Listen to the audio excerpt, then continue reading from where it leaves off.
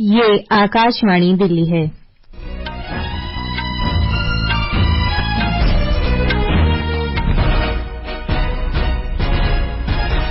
नई दिल्ली में राष्ट्रीय जिला न्यायपालिका सम्मेलन को संबोधित करते हुए राष्ट्रपति ने कहा कि सभी हितधारकों को एकजुट होकर लंबित मामलों का समाधान तलाशना चाहिए। सर्दियों में होने वाले वायु प्रदूषण को नियंत्रित करने के लिए दिल्ली सरकार कृत्रिम वर्षा करने के लिए बनाएगी योजना। मजलिस-ए-अज़ा के अवसर पर राजधानी के नूरनगर क्षेत्र में आलम-ए-मुबारक के जुलूस को लेकर दिल्ली पुलिस ने यातायात निर्देशिका जारी की। और एयर मार्शल तेजिंदर सिंह ने आज नई दिल्ली में भारतीय वायुसेना के उप प्रमुख का पदभार संभाला। प्रादेशिक समाचार के साथ मैं सरफिरोजी। राष्ट्रपति द्रौपदी मुर्मू ने आज कहा कि लंबित मामलों को कम करना न्यायपालिका के लिए एक बड़ी चुनौती है। नई दिल्ली में राष्ट्रीय जिला न्यायपालिका सम्मेलन को संबोधित करते हुए राष्ट्रपति ने कहा कि सभी हितधारकों को एकजुट होकर लंबित मामलों का समाधान तलाशना चाहिए। राष्ट्रीय जिला न्यायपालिका सम्मेलन न्याय सबके द्वार पहुंचाने के लक्ष्य को प्राप्त करने में सहायक सिद्ध होगा। मुझे लगता है इसी तरह के आयोजन हर 2 महीने में या 3 महीने में होना चाहिए। हमारे पास इतने सारे पेंडेंसी है, शायद ऐसे करने से उस तरह के समस्या से हम आहिस्ता आहिस्ता दूर कर सकते हैं। केंद्रीय विधि और न्याय मंत्री अर्जुन राम मेघवाल ने इस अवसर पर कहा कि न्याय प्रणाली का एक अच्छा पारिस्थितिकी तंत्र नागरिकों के लिए उपलब्ध होना चाहिए। न्यायपालिका के विभिन्न लेवल पर कार्यरत सभी महानुभावों का एक ही लक्ष्य है कि विकसित भारत के निर्माण हेतु विभिन्न क्षेत्रों में कार्य कर रहे नागरिकों को न्यायिक व्यवस्था का सुदृढ़ व सुगम इकोसिस्टम उपलब्ध हो सके, ताकि वे अपने इंडिविजुअल व कलेक्टिव पोटेंशियल को राष्ट्र निर्माण में समर्पित कर सकें। भारत के प्रधान न्यायाधीश न्यायमूर्ति धनंजय चंद्रचूड़ ने कहा कि लंबित मामलों में कमी लाने के लिए गठित समिति ने इन मामलों के समाधान के लिए एक कार्य योजना लाने की रूपरेखा तैयार की है। मुख्य न्यायाधीश ने कहा कि सर्वोच्च न्यायालय ने हाल ही में अपनी पहली राष्ट्रीय लोक अदालत संपन्न की है। इसमें लगभग 1000 मामलों को 5 कार्य दिवस के भीतर सौहार्दपूर्ण तरीके से निपटाया गया। The Supreme Court of India recently concluded its first ever National Lok Adalat, at which almost 1,000 cases were disposed of amicably within a course of 5 working days. There is no reason for cases which can be settled between the parties to languish before the courts for lengthy periods of time. The courts undoubtedly are a forum for upholding the rule of law and dispensing justice under the law. केंद्रीय श्रम और रोजगार मंत्री doctor Mansukh Mandaviya ने कहा है कि सरकार गिग और प्लेटफॉर्म श्रमिकों को सामाजिक सुरक्षा के दायरे में लाने के लिए विभिन्न संभावनाएं तलाश रही है। केंद्रीय मंत्री ने आज नई दिल्ली में एक समीक्षा बैठक में ये जानकारी दी। डॉक्टर मांडविया ने कहा कि सरकार उन्हें सामाजिक सुरक्षा उपलब्ध कराने के लिए व्यापक नीति पर काम कर रही है। गिग श्रमिक वो होता है जो छोटी अवधि के लिए या परियोजना आधारित काम करता है और एक ही नियोक्ता के लिए काम करने की बजाय कई नियोक्ताओं के लिए काम करता है। डॉक्टर मांडविया ने कहा कि श्रमिकों का पंजीकरण ई-श्रम पोर्टल के माध्यम से किया जाएगा। उन्होंने कहा कि जिन कंपनियों के साथ ऐसे श्रमिक काम करते हैं उन्हें प्रोत्साहित किया जाएगा। श्री मांडविया ने कहा कि मंत्रालय इस संबंध में सभी पक्षों के साथ मिलकर काम कर रहा है।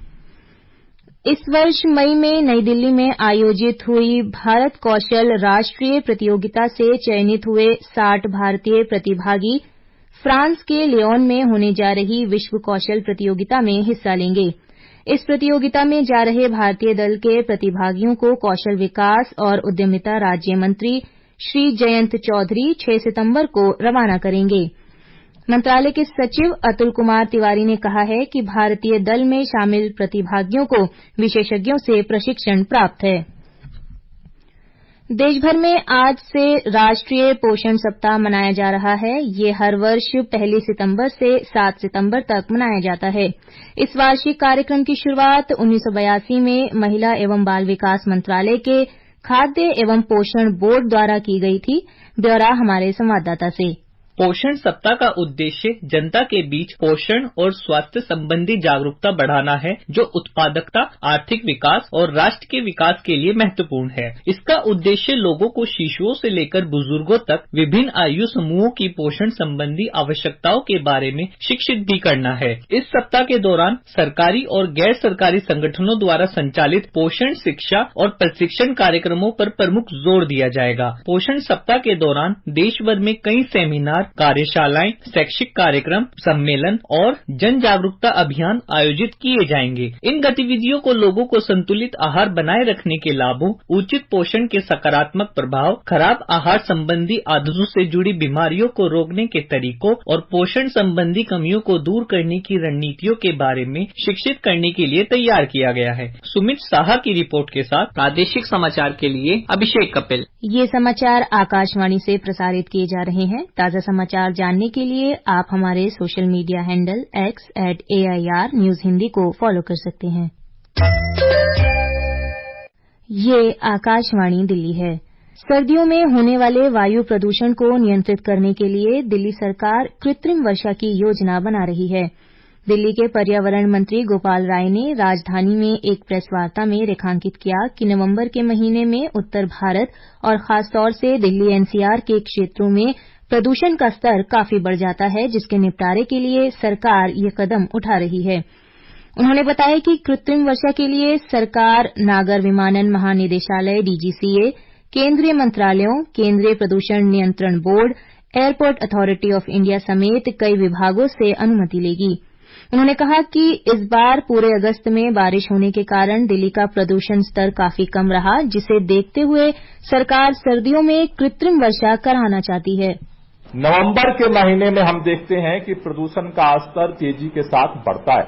उस इमरजेंसी सिचुएशन में क्या क्या इमरजेंसी मेजर्स लिए जा सकते हैं, उसको लेकर के पिछले साल आईआईटी कानपुर के एनवायरमेंट साइंटिस्ट ने हमारे सामने एक प्रस्ताव रखा था कि दुनिया के कई देशों में इस तरह के इमरजेंसी सिचुएशन से निपटने के लिए आर्टिफिशियल रेन क्लाउड सीटिंग का एक्सपेरिमेंट किया जा रहा है। श्री राय ने कहा कि सरकार पिछले वर्ष से लगातार काम कर रही है, लेकिन इस बार भी वो शीतकालीन कार्य योजना बना रही है, जिसे सरकार 5 सितंबर को प्रस्तुत करेगी। उन्होंने बताया कि सरकार ने भाजपा और कांग्रेस को सुझावों के लिए चिट्ठी लिख निवेदन भी किया है। इसके अतिरिक्त पर्यावरण मंत्री ने केंद्र सरकार से भी सहायता की मांग की है। वहीं शीतकालीन कार्य योजना पर अन्य दल असहमत दिखे। शीतकालीन कार्य योजना की आलोचना करते हुए दिल्ली कांग्रेस अध्यक्ष देवेंद्र यादव ने दावा किया कि कार्य योजना पुरानी, खोखली और बेबुनियाद है, जिसे दिल्ली सरकार पिछले 10 सालों से दोहरा रही है। श्री यादव ने कहा कि यदि दिल्ली सरकार इस मामले में दूसरी पार्टियों से विचार विमर्श करना चाहती है तो उन्हें प्रदूषण सहित जल भराव, सड़कों की हालत, नालों की स्थिति, जल संकट, महिलाओं की परेशानियों और बिजली बिलों में बढ़ोतरी सहित जनता से जुड़े मुद्दों पर भी संबंधित मंत्रियों के साथ सर्वदलीय बैठक बुलानी चाहिए। दूसरी ओर भारतीय जनता पार्टी ने कहा कि प्रदूषण से जुड़े सवालों का जवाब देने में सरकार असक्षम रही है। दिल्ली भाजपा प्रवक्ता प्रवीण शंकर कपूर ने कहा कि सरकार को कृत्रिम बारिश से पहले पराली जलाने को लेकर पंजाब के मुख्यमंत्री भगवंत मान से बैठकर इसका समाधान निकालना चाहिए। दिल्ली की झुग्गी झोपड़ियों में नागरिकों की समस्याओं को रेखांकित करने के लिए भाजपा ने आज राजधानी की 254 झुग्गी और सेवा बस्तियों में दिल्ली सरकार के विरुद्ध प्रदर्शन किया। दिल्ली भाजपा अध्यक्ष वीरेंद्र सचदेवा के साथ भाजपा सांसदों, विधायकों, पार्टी पदाधिकारियों, पार्षदों और नेताओं ने झुग्गी झोपड़ी में रहने वाले लोगों की समस्याओं को उठाया। प्रदर्शन के दौरान पार्टी के कार्यकर्ताओं ने सरकार के विरुद्ध तख्तियां और बैनर दिखाकर नारेबाजी की।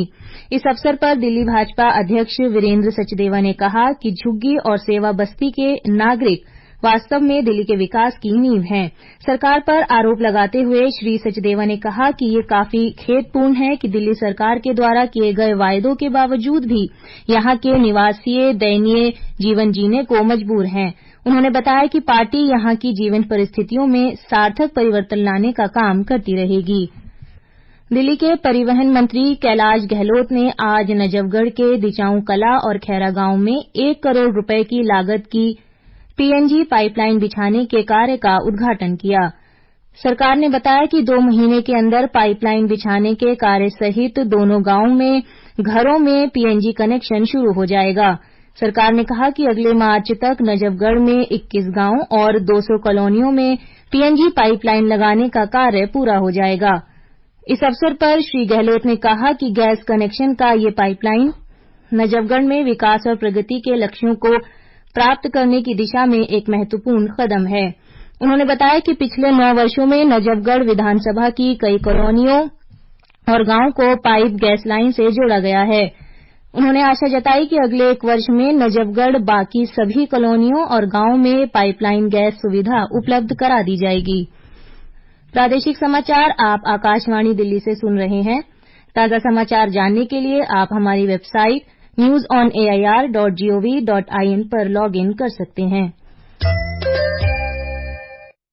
केंद्रीय उपभोक्ता संरक्षण प्राधिकरण ने संघ लोक सेवा आयोग सिविल सेवा परीक्षा 2022 के परिणामों के संबंध में झूठे और भ्रामक विज्ञापन प्रकाशित करने के लिए शंकर आईएएस अकादमी पर 5 लाख रुपए का जुर्माना लगाया है। उपभोक्ता मामले, खाद्य और सार्वजनिक वितरण मंत्रालय ने कहा कि ये निर्णय उपभोक्ताओं के अधिकारों की रक्षा और प्रचार करने तथा ये सुनिश्चित करने के लिए किया गया है ताकि किसी भी सामान या सेवाओं के संबंध में कोई गलत या भ्रामक विज्ञापन जारी नहीं किया जाए। एक रिपोर्ट। उपभोक्ता संरक्षण अधिनियम 2019 के उल्लंघन के अंतर्गत मुख्य आयुक्त निधि खरे और आयुक्त अनुपम मिश्रा की अध्यक्षता वाली सीसीपीए ने शंकर आईएएस अकादमी के खिलाफ भ्रामक विज्ञापन को तत्काल प्रभाव से बंद करने का आदेश जारी किया है। सीसीपीए ने पाया कि शंकर आईएएस अकादमी ने विभिन्न प्रकार के पाठ्यक्रमों का विज्ञापन किया, लेकिन संघ लोक सेवा आयोग सिविल सेवा परीक्षा 2022 में विज्ञापित सफल उम्मीदवारों द्वारा चुने गए पाठ्यक्रमों के बारे में जानकारी जानबूझकर विज्ञापन में छिपाई गई थी। मंत्रालय ने कहा कि कोचिंग संस्थान के विज्ञापन में कई तथ्यों का खुलासा नहीं किया गया, जिससे उपभोक्ताओं के साथ धोखाधड़ी हुई। इसमें कहा गया कि इस तरह के झूठे और भ्रामक विज्ञापन उन उपभोक्ताओं पर भारी प्रभाव डालते हैं जो यूपीएससी के उम्मीदवार हैं, उन्हें यह बताए बिना कि उम्मीदवारों की सफलता में शंकर आईएएस अकादमी की भूमिका है। मंत्रालय ने इस बात पर जोर दिया कि विज्ञापन ने उपभोक्ताओं के अनुचित व्यापार प्रथाओं के खिलाफ सूचित होने और सुरक्षा पाने के अधिकार का उल्लंघन किया है। पल्लवी की रिपोर्ट के साथ प्रादेशिक समाचार के लिए अमन यादव। मजलिसे अज़ा के अवसर पर राजधानी के नूरनगर क्षेत्र में आलमे मुबारक के जुलूस को लेकर दिल्ली पुलिस ने आज यातायात निर्देशिका जारी की है। पुलिस ने बताया कि जुलूस के कारण दोपहर 2 बजे से रात 11 बजे तक सराय जुलेना से जामिया मेट्रो, कालिंदी कुंज से जामिया और भारत नगर से बाटला हाउस तक यातायात प्रभावित रहेगा। पुलिस ने लोगों को इन मार्गों के बजाय सराय जुलेना ओखला रोड से कालिंदी कुंज तक के रास्ते को इस्तेमाल करने की सलाह दी है। एयर मार्शल तेजिंदर सिंह ने आज नई दिल्ली में भारतीय वायुसेना के उप प्रमुख का पदभार संभाल लिया। पदभार संभालने के बाद उन्होंने राष्ट्रीय युद्ध स्मारक जाकर सर्वोच्च बलिदान करने वाले वीरों को पुष्पांजलि अर्पित की। दिल्ली प्रीमियर लीग में आज नॉर्थ दिल्ली स्ट्राइकर्स ने साउथ दिल्ली सुपरस्टार्स को 61 रन से हराया। नॉर्थ दिल्ली ने पहले बल्लेबाजी करते हुए निर्धारित 20 ओवर में 209 रन बनाए। यश डबास ने 68 और वैभव रावल ने 56 रन की धुआंधार पारी खेली। जवाब में साउथ दिल्ली 148 रन बनाकर आउट हो गई। नॉर्थ दिल्ली के लिए सिद्धार्थ सोलंकी ने 5 विकेट लिए। पेरिस में चल रहे पैरालंपिक 2024 में कांस्य पदक जीतने वाली निशानेबाज रुबीना फ्रांसिस को आज दिल्ली के उपराज्यपाल विनय कुमार सक्सेना ने बधाई दी। एक सोशल मीडिया पोस्ट में श्री सक्सेना ने कहा कि सुश्री फ्रांसिस दिल्ली विकास प्राधिकरण के सिरी फोर्ट स्पोर्ट्स कॉम्प्लेक्स में अभ्यास करती हैं और उनके इस जुड़ाव ने उनकी जीत को दिल्ली के लिए और भी खास बना दिया है। अंत में मुख्य समाचार एक बार फिर। नई दिल्ली में राष्ट्रीय जिला न्यायपालिका सम्मेलन को संबोधित करते हुए राष्ट्रपति ने कहा कि सभी हितधारकों को एकजुट होकर लंबित मामलों का समाधान तलाशना चाहिए। सर्दियों में होने वाले वायु प्रदूषण को नियंत्रित करने के लिए दिल्ली सरकार कृत्रिम वर्षा करने के लिए योजना बनाएगी। मजलिसे अज़ा के अवसर पर राजधानी के नूरनगर क्षेत्र में आलमे मुबारक के जुलूस को लेकर दिल्ली पुलिस ने यातायात निर्देशिका जारी की और एयर मार्शल तेजिंदर सिंह ने नई दिल्ली में भारतीय वायुसेना के उप प्रमुख का पदभार संभाला। इसके साथ ही प्रादेशिक समाचार बुलेटिन समाप्त हुआ। नमस्कार।